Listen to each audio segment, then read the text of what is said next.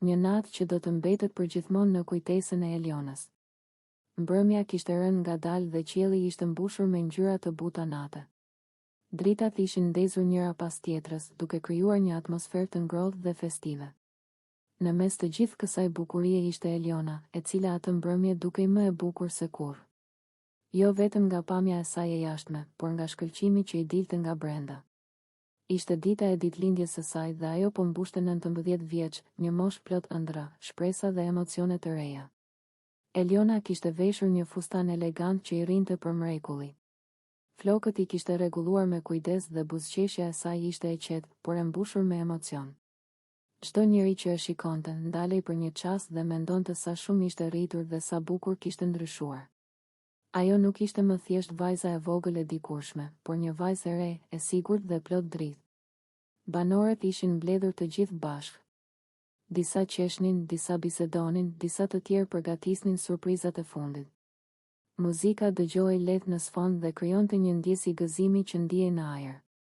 Eliona mbante në duar tufën e bukur me lule që kishte marrë më herët, por ende nuk e dinte se çfarë momenti i veçantë e priste. Në një çast, vëmendja e të gjithëve u përqendrua te Klodi. Ai u afrua ngadalë, me hapa të qetë, duke mbajtur në dorë një kuti të vogël. Duke i pak i emocionuar, por në të njëjtën kohë i vendosur. Në sytë e tij dukej se kishte diçka më shumë se një dhuratë e zakonshme. Ishte një moment i heshtur, por shumë i fortë. Klodi u ndal përballë Elionës dhe ia zgjati kutinë me një buzëqeshje të sinqertë. Eliona e mori dhe e hapi me kujdes. Kur pa brenda, sytë ju hapën nga surpriza dhe gëzimi. Ishte një varse floriri, e bukur, e ndritshme dhe shumë elegante. Drita e mbrëmjes reflektoi mbi të dhe dukej sikur shkëlqente edhe më shumë. Për një çast, Eliona mbeti pa fjalë. Pastaj buzëqeshi fort, me një lumturi të pastër që nuk fshihej dot. Ajo ishte shumë e lumtur. Ky nuk ishte thjesht një send i bukur, por një dhuratë që kishte kuptim, kujdes dhe ndjenjë brenda. Klodi ju afrua edhe më shumë dhe, me shumë kujdes, i avuri varsën në qafë. Ishte një moment i qetë, por shumë i bukur. Eliona ndjeu një emocion të veçantë në zemër, sikur ajo varse të ishte bërë pjesë e saj në atë çast.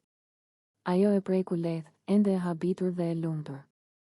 Në të njëjtin moment, të gjithë banorët filluan të këndonin këngën e ditëlindjes.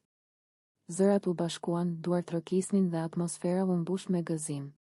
Kënga jehonte në dhomë dhe Eliona qëndronte në mes, me varsën e floririt në qafë, duke buzëqeshur me sytë që i shkëlqenin nga emocionet. Ajo ndjeu se ishte vërtet e dashur. Çdo fytyrë përreth saj ishte plot buzëqeshje, çdo zë ishte i ngrohtë. Ishte një ndjenjë që nuk harrohet lehtë, një ndjenjë që mbetet gjatë në zemër. Për Elionën, kjo ishte një nga netët më të bukura të jetës së saj. Kur kënga mbaroi, Eliona falenderoi të gjithë.